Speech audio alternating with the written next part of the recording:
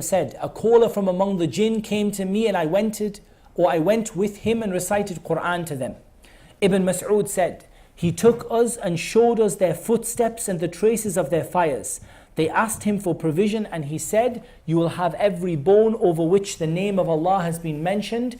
When it falls into your hands, it will have plenty of meat on it.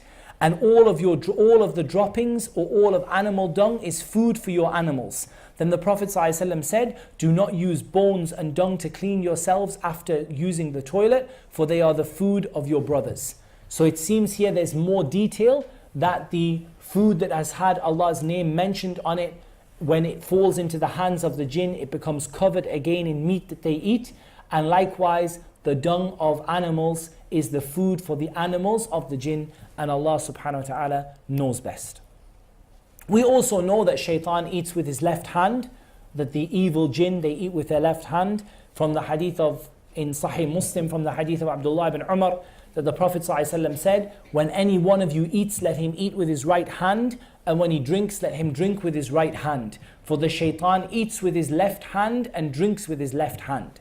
And in Sahih Muslim, the Prophet ﷺ said, when a man enters his house and mentions Allah upon entering, he says Bismillah when he walks into the house, and he says Bismillah when he eats. He says in the name of Allah when he enters the house, and he says in the name of Allah when he eats. The shaitan says there is no place for you to stay and no dinner.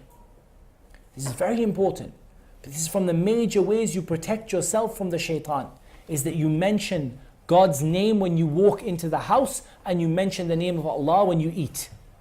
Because the Prophet ﷺ said, when you mention Allah's name when you walk into the house, and you mention Allah's name when you eat, then the shaitan says there is no place for you to stay and no dinner. If he enters his house and does not mention Allah upon entering, the shaitan says, you have a place to stay. And if he does not mention the name of Allah when eating, the shaitan says, you have a place to stay.